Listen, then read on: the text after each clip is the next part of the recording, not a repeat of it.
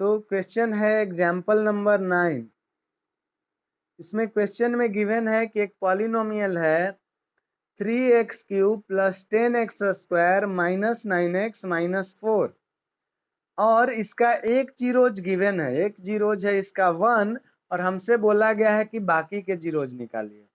ये हमारा इस चैप्टर का लास्ट टाइप है कहिए तो। ऐसा ही टाइप अब सारा क्वेश्चन आएगा जिसमें यहाँ पर देखिए एक पॉलिनोमियल गिवन है जो कि क्यूबिक पॉलिनोमियल है, यानी कि टोटल इसके नंबर ऑफ जीरोज हो सकते हैं 3। 3 जीरोज में एक जीरोज गिवन है तो बचा कितना, तो 2। 2 हमको निकालना है। ऐसा ही क्वेश्चन आ सकता है और भी कि जिसमें हो सकता है कि बाई क्वाड्रेटिक पॉलिनोमियल हो, हाईएस्ट पावर 4 वाला, जिसका 2 जीरोज गिवन हो सकता है और बाकी का 2 जीरोज निकालने वाला टाइप रहेगा। उसी में रूट वाला भी टाइप इंक्लूड कर देगा। तो सब ऐसा ही बनेगा जब भी जैसा क्वेश्चन अभी हम लोग ये वाला सोल्व करने वाले हैं। तो आते हैं सॉल्यूशन में। ई टाइप का सबसे सिंपल वाला क्वेश्चन है, अगर ये समझ जाते हैं तो आगे समझने में आसानी होगा। जो जीरोज गिवन है वो एक्चुअली में एक्स का वैल्यू है, यानी कि एक्स का एक वैल्यू हमको गिवन है कि कितना है, तो एक्स का वैल्यू गिवन है हमको 1। और अगर x का वैल्यू हमको पता है 1, तो जरा इसको अगर हम इधर लेके आ जाएं तो +1 से -1 में तो हो जाएगा x माइनस 1 इक्वल्स टू में हो जाएगा 0। और हम इसको बदल लिए किस फॉर्म में, तो एक लीनियर पॉलिनोमियल के फॉर्म में। एक वैसा पॉलिनोमियल है x माइनस 1 जिसका पावर है, हाईएस्ट पावर है वेरिएबल का 1। यह एक लीनियर पॉलिनोमियल है, इसका एक जीरोज है वो भी कितना, तो 1। तो जो x माइनस 1 पॉलिनोमियल हुआ, ये जो पॉलिनोमियल होगा इस px वाले पॉलिनोमियल का फैक्टर होगा। यानी कि जब हम x माइनस 1 से इस px में डिवाइड करेंगे तो पूरा पूरा डिवाइड हो जाना चाहिए। यानी कि हम लैंग्वेज में क्या लिख सकते हैं कि x minus 1 is a factor. वो जो होगा एक फैक्टर होगा। किसका फैक्टर होगा, तो ऑफ px। हम इस पॉलिनोमियल का नाम अपने मन से px मान लिए हैं, क्योंकि बार बार अब वो पॉलिनोमियल लिखना पड़ेगा तो पूरा लिखना पड़ेगा। अभी अगर हम लोग px नाम नहीं मानते हैं तो लिखना पड़ता कि x minus 1 is a factor of 3x³ plus 10x² minus 9x minus 4, इतना लिखना पड़ता। इससे बेहतर है कि हम उसका नाम मान लिए हैं px। और अगर फैक्टर है x माइनस 1, तो अगर हम x माइनस 1 से इसमें डिवाइड करेंगे तो पूरा पूरा डिवाइड लग जाना चाहिए। तो डिवाइड कर लेते हैं तो हो जाएगा x माइनस 1 से डिवाइड करते हैं किस में, तो 3x³ plus 10x² 10x² minus 9x minus 4, इसमें हम डिवाइड कर रहे हैं। कितना से डिवाइड कर रहे हैं, तो x माइनस 1 से। जब डिवाइड करेंगे तो ये पूरा पूरा कट जाना चाहिए।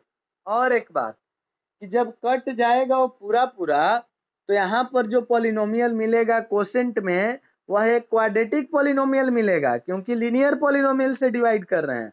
मतलब कि इसका 3 जीरोज वाला पॉलिनोमियल है px और एक जीरोज वाले से डिवाइड कर रहे हैं, तो पूरा पूरा कटेगा भी, तो जो पॉलिनोमियल बचेगा डिवाइड होने के बाद कोसेंट में, अभी भी उसमें 2 जीरोज रह जाएंगे। और जब उसको हम फैक्टराइज कर देंगे तो बाकी के 2 जीरोज हमको मिल जाएगा। तो हम जरा फैक्टराइज करेंगे डिवाइड करने के बाद। है x, लाना है 3x³, तो कितना टाइम्स लगेगा, तो है x, लाना है टोटल 3 बार x, यानी कि 2 बार x अभी और चाहिए, x² चाहिए, x²। और है 1, लाना है 3, तो 3 भी चाहिए, यानी कि कितना टाइम्स लगाना पड़ेगा, तो 3x² टाइम्स।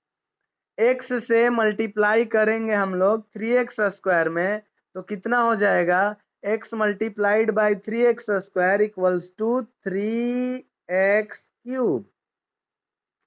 -1 से मल्टीप्लाई होगा 3x स्क्वायर में तो हो जाएगा -3x स्क्वायर।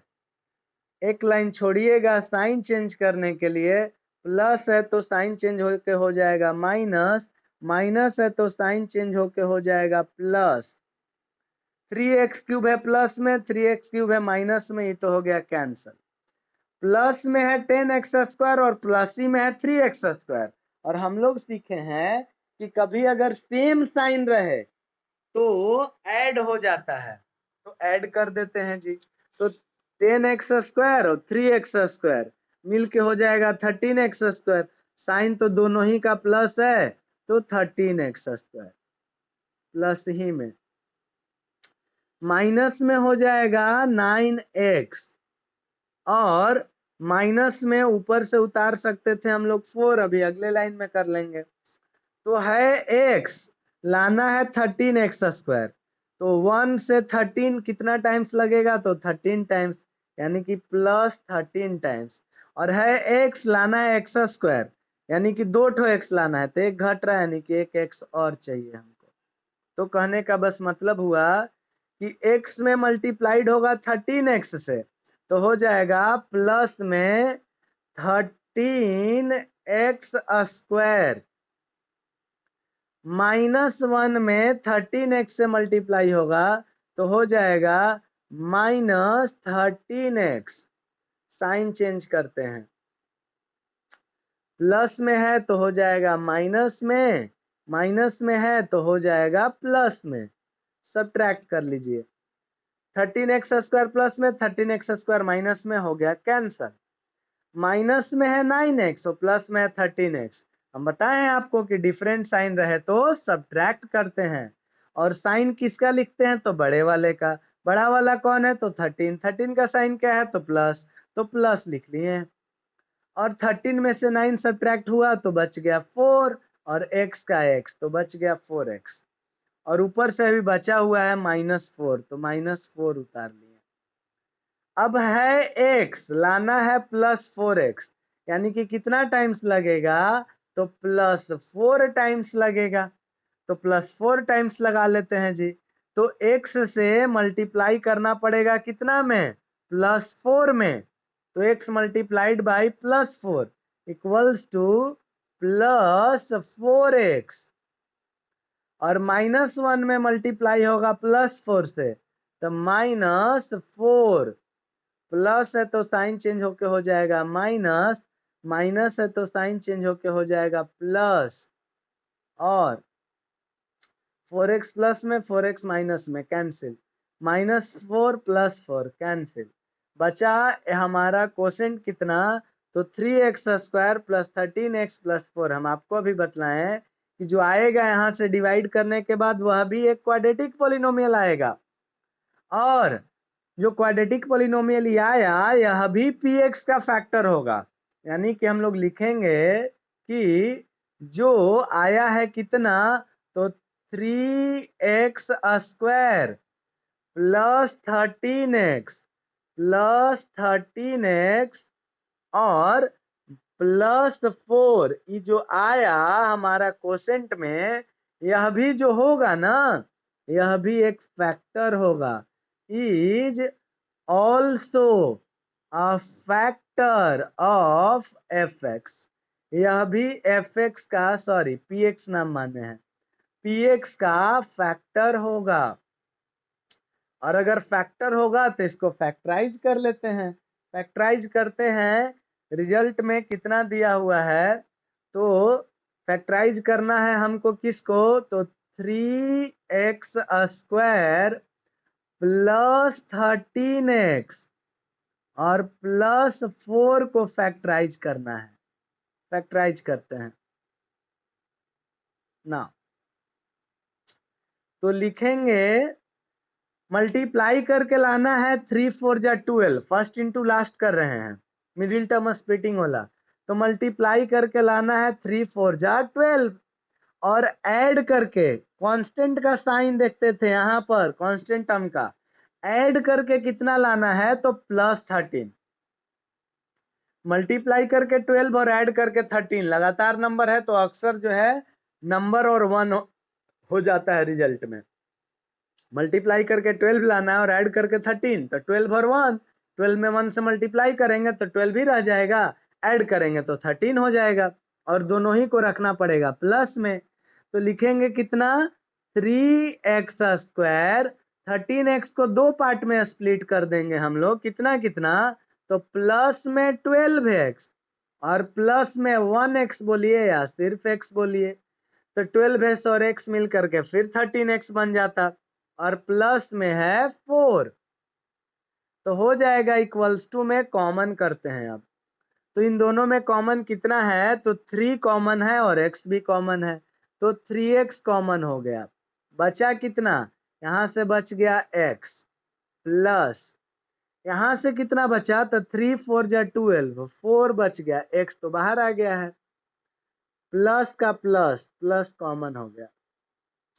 x प्लस 4 में तो कुछ कॉमन नहीं दिख रहा है, तो जब कुछ भी कॉमन नहीं है मतलब 1 तो हमेशा कॉमन रहता है ना, तो यहाँ पर कॉमन कर रहे हैं हम किसको तो 1 को, तो यहाँ से बच गया x और प्लस 4 जस का तस बच गया। अब टोटल 2 टर्म है और दोनों ही टर्म में कॉमन है x प्लस 4, तो x प्लस 4 कॉमन कर लेते हैं जी। तो जब x प्लस 4 कॉमन हो जाएगा तो बच जाएगा, यहां से इस वाले से बच जाएगा 3x और यहां से बच जाएगा प्लस 1। अगर हम इन दोनों का वैल्यू पुट कर दें 0, यानी कि एक बार x प्लस 4 का भी वैल्यू पुट कर दे 0 और एक बार 3x प्लस 1 का भी वैल्यू पुट कर दे 0, तो 2 ठो और आ जाएगा x का वैल्यू। x प्लस 4 का वैल्यू है 0 तो x का वैल्यू हो जाएगा, इधर है प्लस 4 उधर जाएगा तो माइनस 4। अब देखिए 3x प्लस 1 का वैल्यू है 0 तो 3x का वैल्यू हो जाएगा कितना, इधर है प्लस 1 इधर आएगा तो हो जाएगा माइनस 1। अब x का वैल्यू हमको चाहिए ना, तो x का वैल्यू इधर है 3 मल्टीप्लाई में इधर आएगा तो डिवाइड में, तो माइनस 1/3। हेंस में हम लोग लिख सकते हैं, क्वेश्चन में पूछेगा दो तरीके से, या तो पूछा होगा अदर जीरोज या तो पूछेगा ऑल जीरोज।